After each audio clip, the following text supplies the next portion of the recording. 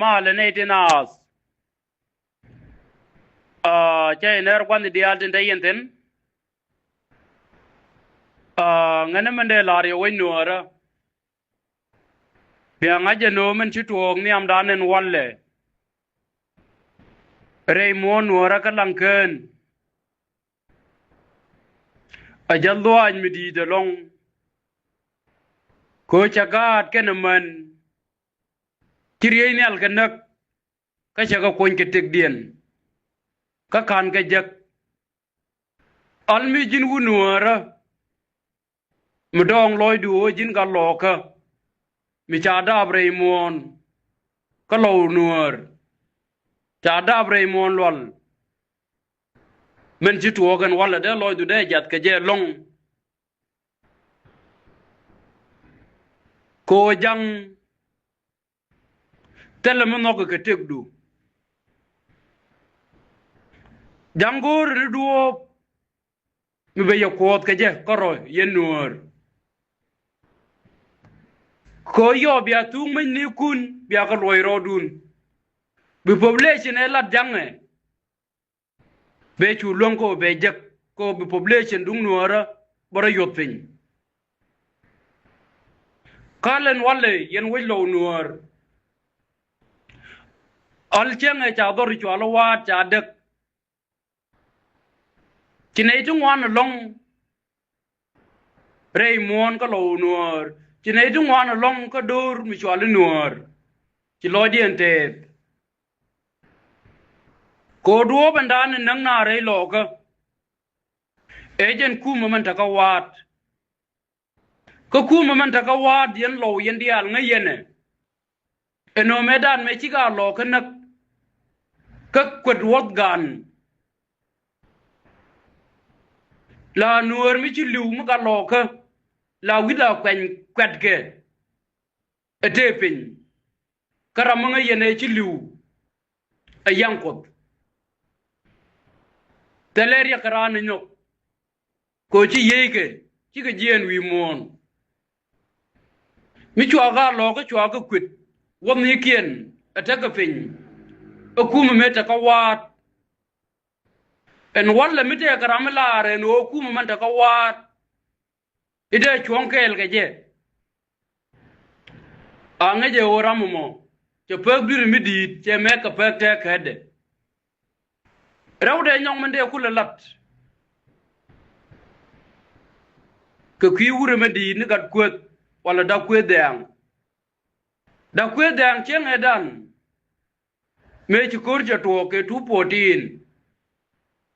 e wun mi lot ke long we nuara ke lew lot ke je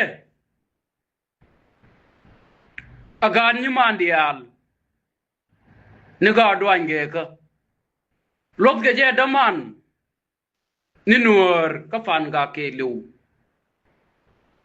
lot ke je adaman Raymond ka benti u ke lew lot ke je away de mentetin ko lete konte lede kete gai kana jagalat lakin kan ga nuara te chwan na kore te laga loka alen jende chire nok ni je wo ga loka te kon te bodo kur mi cha chuong edane nang nuar cha wo terken alten kwede ni kelit angena da kwede ala wudla ja lotke ko chunga kel ka weide bianga je no jang telo goydu mi noge ke tek du kelu eno de wudjanga de ngwen ni am nuara amwaje rije je cham krije je chuoj ka kweda dur midit ko bijagang ngede oram ndan nde jinagru ne jen ka ken ga loka en walla go wode ko kwot karo ko ni raje ndan lat ke ma fu dung do aru raj mi de banang no wi loka ko ndul walanda laden walle adul wal mu balat karun biriyeni ala ben bok baga tungwan ti ba dor baga benaktin bisharen danen gor ko de lat men ko la laden walle amen ba torbiyelu no ke je ko ba ben na koy loka to kon garundi walle tele char mu gwa mi chwalat ko da way loka de jari alaka amma de way loka balla da walla kana kaga loka ngede wo ken ga te kon te ci gwan ki liu kaga ngoy koru ngede wo de ji chena ken ko jindiet ala ko dumi ja tok la nyur bu ben ko wi gur batakarama bu ko ba gwanga nyok cheme jwe lwang wi ke liute ke ji tata ma kwaj eno ju ko tyo to ke ji walle chama kwaj chewo gwang ki ma kwaj ke ta ka pon ma kwaj che ji ke medan ko jin wu loka ke be ji ko jin wu nuora medan nuora de jele de ka che ji ke ko jin ka loka kan low te che ji ke bre dien ko jira mu lu ndok ni wi folle re doar ka gang we ke jebe me waden ka poindu ke bo poindu ko ngaje de jin kan meta ko loj me de we lo ka de je ben gang lakin mu chu ku je la mok eno de lo de ko na karo ngede o lo akar kel mi jibilong ko de ya da ga jin eno mo jang ko jang ka jo ko ngani tin chung jode eno pat je tet mene yen wi lo ko man do dien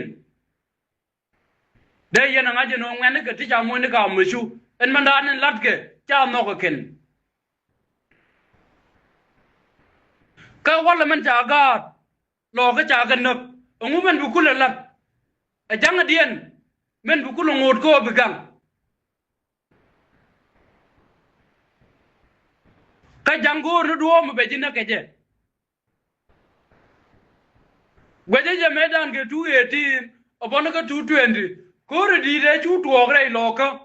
chu kan nang man ga du gwaje je dun kiye wai lo ka ke lew amani appoint digital te ga walle ka chi amor chi kan de chwa ji gang ken ala tuk du le cha ji dap tin gang ji wai lo ka ke lew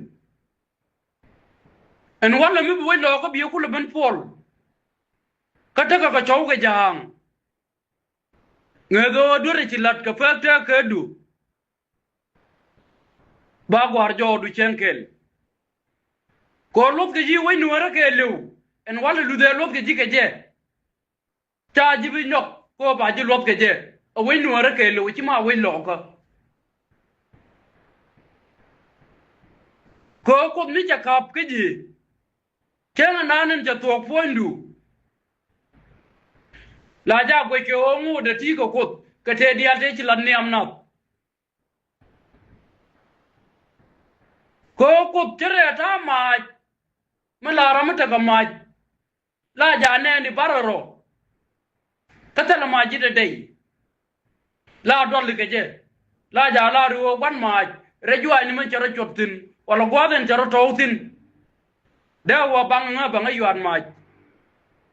a che no gur gwado mo chienga je no chi dai mai de chi ko to amane jinan walle ko du je to lakin ko je kon kap chang ene de kon de chi nyo long wet eno chi ko to nga je ni je ngo de tetin batte to ko me ngo de tetin da kwe de am chi ti ga na chi galat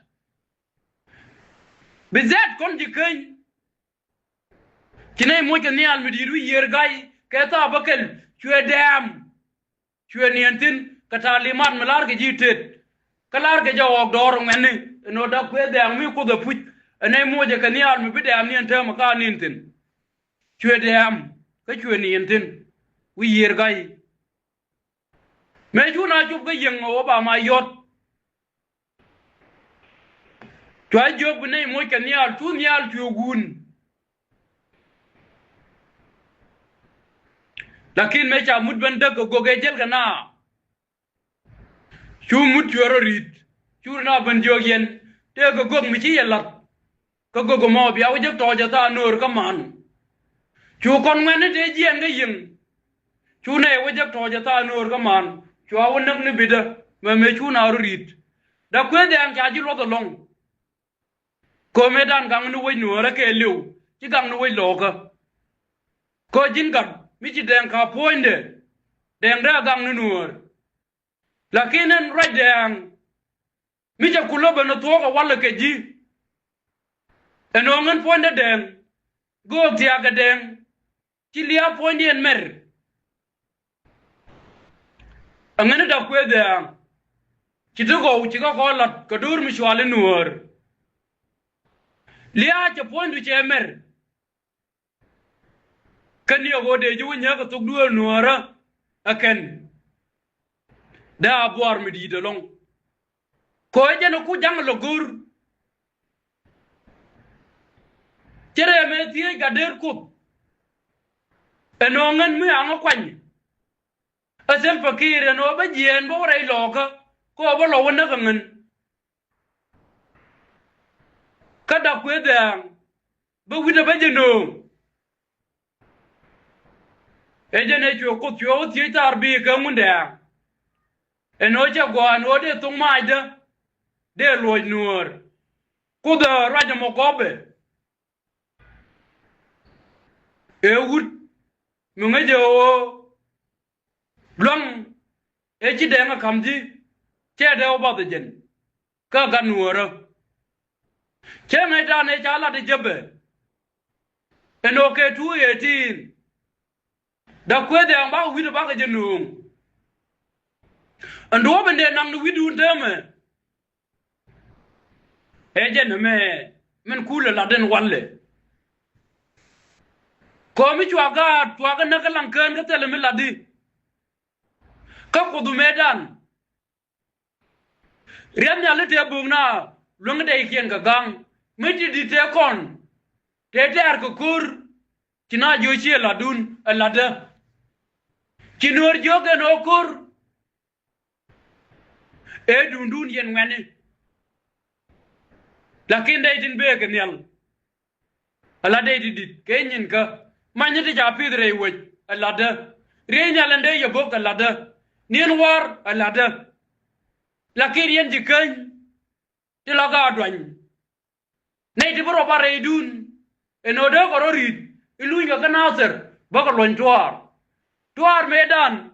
kanai du kurbakel de cha dang jona ko kur ko mundu te jien de waka pir ka dobra te wona ju chetia nei de chuta mina cha ji lo do winora en wala mi ci didu ben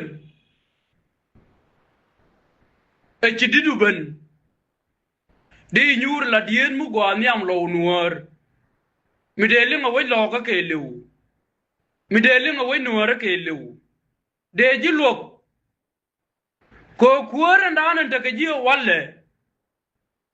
nei de le ji ka ga lo ka rewde nyoken lo nuor tele mi le diga ke ko jin kuor mu kwala le ni ji ka lat ke ni ji ka mi wona ngna kor wejeje e jin ko mi ci den ka poindu pu lakin ci yei ci ga longa gang gad la ga ruli ko lenga raidu ko jin die no ra me da way gang mi ci ku lo ke jan wala wo jala longdu ngani gwa no ken ga loka ci ga bilong ko bi ko de jin chilene ke lat gni jika ko mu bod ka kur ke riedu kere ya kur ndanan tan ni amnat mala jonga wana kur ka bilo rot jodien ke chita wang kur ka kel men ja waje wang kur bi chi ka pe ken ga lo ka eno tok duel chi pe ko la ja lat ke na me o ko ti bana ka kam kudan mala ku nuara ni da ku edeng ba ka kam di ko ke nyin ku e jin dien mi tere woj ti kwen ka man tu ngwan ti ta ka gar ko ngai ke je ken ka tin ti dap tel mi bulum ko bi ka rom ke ba ju ku le ka wai lo ka en walle ti le no lo ka lo le ke ni ji ka long du mi che la den walle en o le no lo ka e ti lo du chi dong en o bu tung mai du bi lo lo nuor ko da ta ke ji cha tok bideng barado dien be gwang ni re gan lo ka baram ngai goy woi ka ngai long woi eno che run cha bu to ka je ba lo liang ni ko goy din chelat bu kot ka poinde ko deng me be ke che be no tu duel ke de le ka re lo ka tu duel ke dia re lo ka da ka le de ka tu duel dial ka nuor da ka le de ka amani jinen walle no de ye le de ka kwam dial